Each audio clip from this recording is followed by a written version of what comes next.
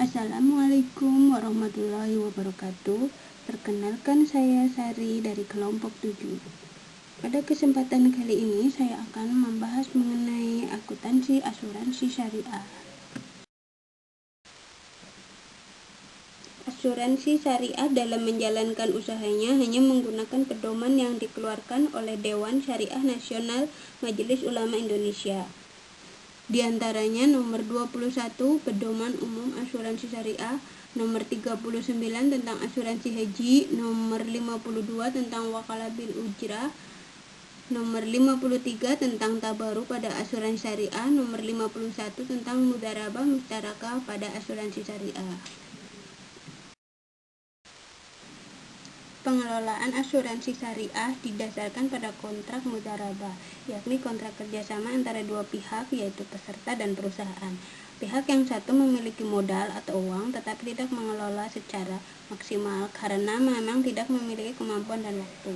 Sementara itu, di pihak lain memiliki kemampuan, waktu, dan pengalaman yang baik tetapi tidak memiliki dana. Penggabungan dua unsur ini terjadilah kontrak usaha yang menguntungkan bagi kedua belah pihak. Apabila ada hasil dari usaha ini, maka akan dibagi dua. Satu bagian untuk pemilik modal dan satu bagian lagi untuk perusahaan yang mengelola dana tersebut setelah dipotong biaya administrasi perlunya atau pajak yang telah ditetapkan.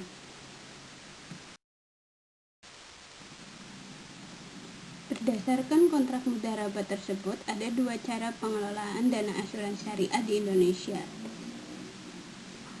yaitu satu, pengelolaan dana yang memiliki unsur tabungan atau saving. Mekanisme pengelolaan dana yang memiliki unsur tabungan adalah setiap premi yang dibayarkan oleh peserta akan dimasukkan ke dalam dua rekening, yaitu rekening untuk dana tabungan atau saving dan rekening untuk dana tabaru atau sosial. Dana ini akan digunakan apabila ada peserta asuransi yang meninggal dunia atau kontrak transaksi sudah berakhir dengan catatan ada surplus dana. Hasil investasi yang diperoleh perusahaan akan dibagi sesuai dengan nisbah yang telah ditentukan, yakni sekitar 40% merupakan hak perusahaan untuk biaya operasional, sedangkan 60% dibayarkan kepada peserta dalam bentuk manfaat asuransi. Yang kedua, produk asuransi syariah non-saving.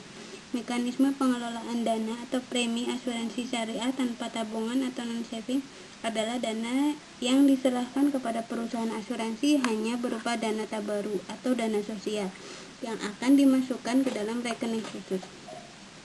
Dana ini oleh perusahaan asuransi diinvestasikan sesuai dengan prinsip syariah. Dana yang dibayarkan bila peserta meninggal dunia atau perjanjian telah berakhir jika ada surplus dana.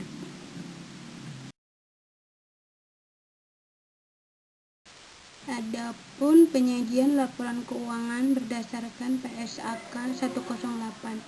Di kolom aset ada kas dan setara kas, piutang kontribusi, piutang reasuri, piutang murabahah, piutang istisna, investasi pada surat berharga, pembiayaan mudharabah, investasi pada surat berharga, investasi pada entitas asosiasi, piutang, aset ijarah dan properti investasi, ada aset tetap dan aset tak berwujud.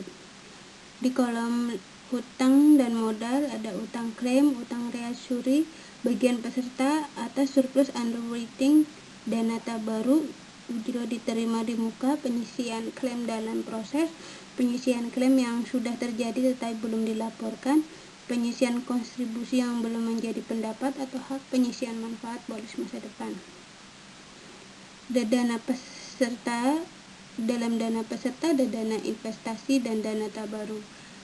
Di kolom ekuitas ada modal disetor, tambahan modal disetor, saldo penghasil komprehensif lain, dan saldo laba.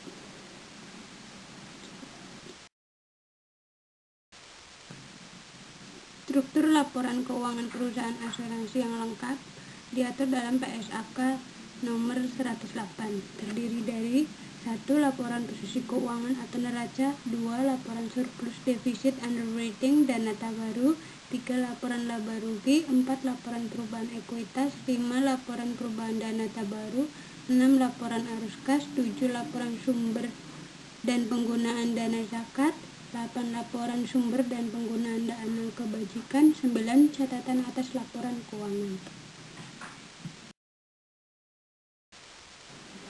Sekian presentasi dari saya. Apabila ada salah kata, saya mohon maaf. Wabillahi taufiq walhidayah. Wassalamualaikum warahmatullahi wabarakatuh.